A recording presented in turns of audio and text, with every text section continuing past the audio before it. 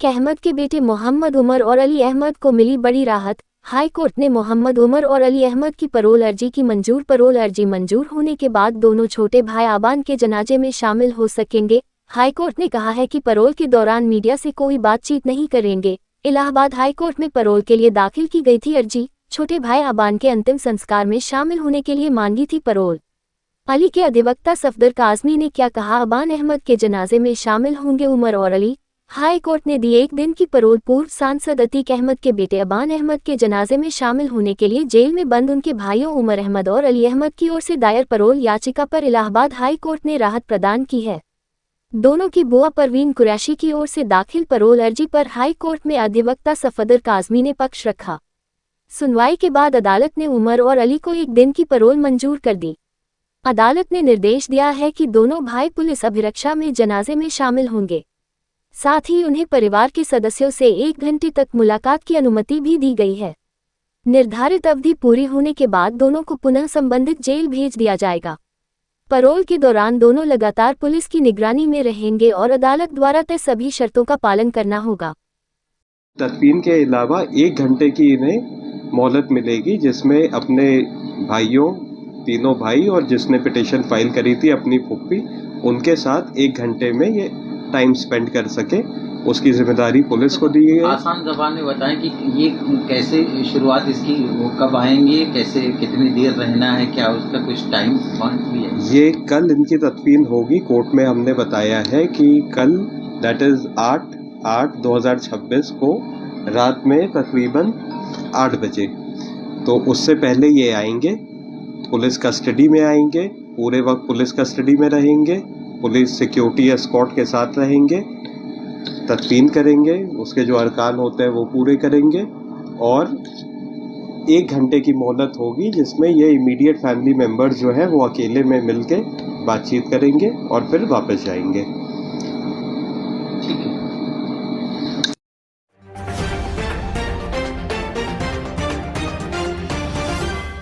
Mafia Atiq Ahmad के बेटे का झांसी जाते समय सड़क दुर्घटना में निधन हो गया। इसके बाद पोस्टमार्टम के बाद सब प्रयागराज के हवा गांव पहुंचा, जहां पर रिश्तेदार और गांव के लोगों की भीड़ लग गई। वहीं इस मामले पर जब भारतीय जनता पार्टी शहर पश्चिमी के विधायक से बात की गई कि अतीक के बेटे का निधन हो गया है, तो उनका कहना था किसी के बच्चे की मौत पर राजनीति नहीं होनी चाहिए, लेकिन अतीक के कर्मों की सजा परिवार भुगत रहा। 2 बेटों की मौत हो गई और 2 बेटे जेल में है और बीवी फरार है, तो इससे सभी को सबक लेना चाहिए कि माफियाओं की जिंदगी क्या होती है। साथ ही सोशल मीडिया पर वायरल मैसेज के झांसी आती के बेटों के लिए कल बनी, इस पर कुछ भी बोलने से बचते नजर आए बीजेपी विधायक सिद्धार्थ नाथ।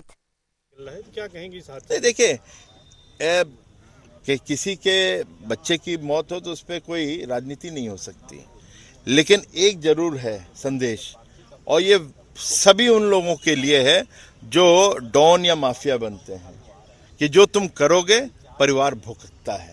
और वही कारण है कि आज अतीक के कर्मों की सजा उसका परिवार भुगत रहा है। बच्चे मर गए हैं, कोई जेल में है, बीवी भागी हुई है, तो उसका क्या है? आपके कर्मों का कारण है कि आज ऊपर से ईश्वर उस पे सजा दे रहा है और आपको चिथर बिथर कर दिया है। सोशल मीडिया पे चल रहा है कि अतीक के बच्चों के लिए झांसी काल बन गया है। अब वो तो क्या हुआ वो मैं नहीं कह सकता, मगर इस पे मैं ज़्यादा टिप्पणी नहीं करूंगा। रशीद ने कहा है कि जिस तरीके से कवड़ियों पे उन्होंने कहा आतंकवाद है, उनको पद नहीं, देखिए ये दुर्भाग्यपूर्ण है और समाजवादी पार्टी के जो नेता हैं उनको भी कुछ बोलना चाहिए, उनको भी प्रतिबंध लगाना चाहिए। क्या उन्होंने ये जो काम किया है, वो जो बोला है वो सही है? कांवरिया कोई वो है जिस प्रकार की ये भाषा का इस्तेमाल करते हैं? ठीक, थैंक यू।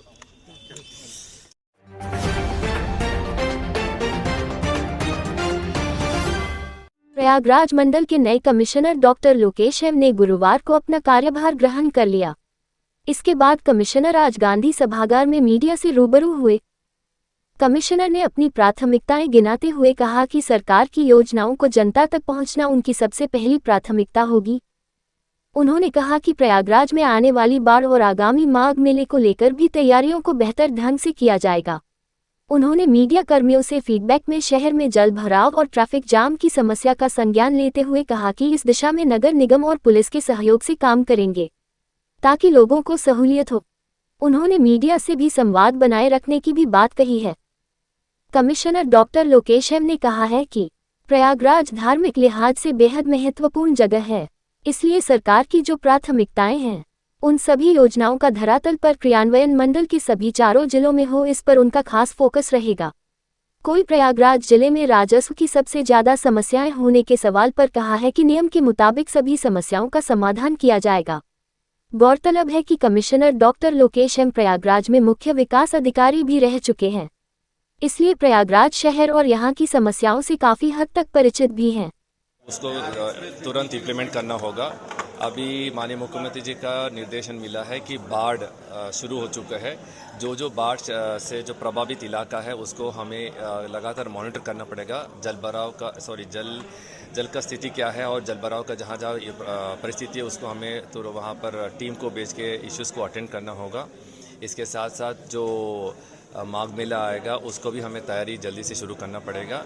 बाकी जितने भी जो माननीय मुख्यमंत्री जी का जो घोषणा है उसको जल्दी से टेकअप करके उसको इम्प्लीमेंट करना पड़ेगा। हमें यहाँ पर एज ए मंडलायुक्त के रूप में लगातार जन सुनवाई करके लोगों का समस्या को निस्तारण करना पड़ेगा और जो भी समस्या निस्तारण होगा वो क्वालिटी निस्तारण के दौर हमें ध्यान देना होगा। ये हमें सुनिश्चित करना पड़ेगा। बाकी मंडल में जितने भी जनपद है और तहसील में इसी तरह सारा एसडीएम्स और तहसीलदार और डीएम्स पब्लिक से मिले और पब्लिक का समस्या टाइम टू टाइम इसको सॉर्ट आउट करें। एंड हमें ये देखना होगा कि जितने भी विकास कार्यक्रम है उसमें इम्प्लीमेंटेशन और एग्जीक्यूशन क्वालिटी हो जाए और अच्छा काम भी हो जाए और पब्लिक को जो भी सुविधा मिलना चाहिए वो टाइम टू टाइम और सही समय पर मिल जाए। सर, माघ मेला एक बड़ा आयोजन होता है और आप उससे कुछ महीनों बाद ही जो तैयारियां हैं वो भी शुरू हो जाएंगी, तो इसको लेकर के आप किस तरीके से क्या योजना? माघ मेले को लेकर मैं कहा ना, अभी आज ही तो ज्वाइन किया हूँ, तो उसमें जो एक स्टैंडर्ड टाइम फ्रेम बना होगा कि टेंडर कॉल करने का कौन सा कार्यक्रम, उसका प्लानिंग को लेकर वो हम जल्दी मीटिंग करके जिस तरह उसको इम्प्लीमेंट करना होगा तुरंत शुरू करेंगे। एक बड़ी चीज़ है प्रयागराज में भू माफियाओं, जिसके खिलाफ मुख्यमंत्री जी की भी निगाहें प्रेमी होती है। प्रयागराज में अक्सर दिखाया गया किसानों की ज़मीन को भू माफिया आराजी उसके नाम से लेते हैं और डायरेक्ट सेल कर देते हैं उन्हीं के नाम से, और उसके बाद में उस पर बुलडोजर भी चलता है जिसमें आम पब्लिक का नुकसान होता है। जो इलीगल इंक्रोचमेंट है, जो भूमाफिया करते हैं, चाहे छोटे साइज का हो जो बड़े लेवल का हो, तुरंत उसको हम प्राथमिकता लेवल मतलब प्रायोरिटी में हम लोग टेकअप करेंगे, चिन्हित करेंगे और उसमें एक्शन करना पड़ेगा। हम करेंगे इसको। आवासीय विकास योजना के तहत 23 गांव गंगा पार में विकसित होने थे। जनता ने विरोध किया, संसद से आवाज आई और निरस्त हुआ। अब जब लोग निर्माण कर रहे हैं तो लगातार अधिकारी जाके मना कर रहे हैं। इसको मैं चेक करना पड़ेगा, मैं चेक करके सही आएगा। Thank you.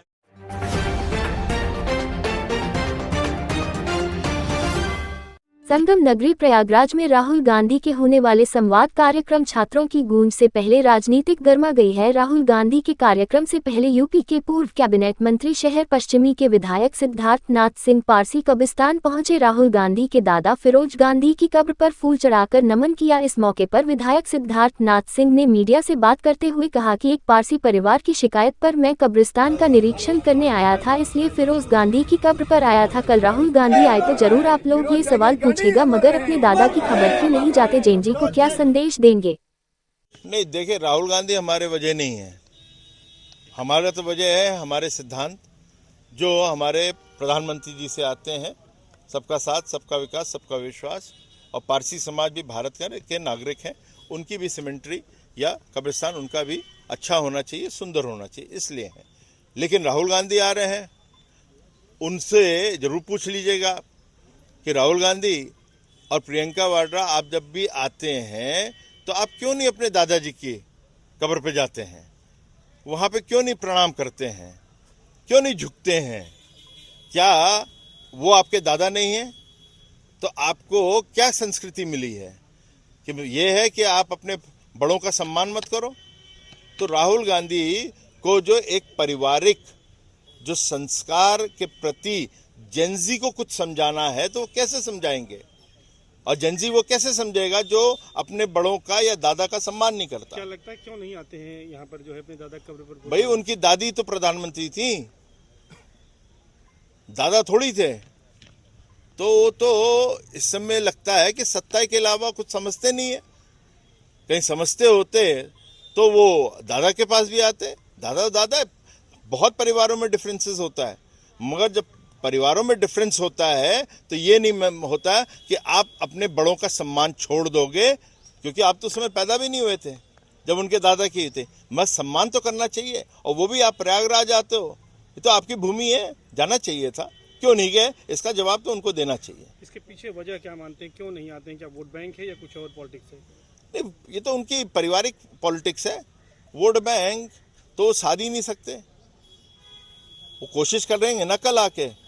मैं युवाओं को कुछ बात समझ ही नहीं आएगी, क्योंकि वो भारतीय संस्कृति से परे चल के बात करते हैं। राहुल गांधी किसी और संस्कृति के से प्रेरित हैं, उस संस्कृति की वो बात करेंगे, चाहे वो इस्लाम से प्रेरित हो या क्रिश्चियनिटी से प्रेरित हो।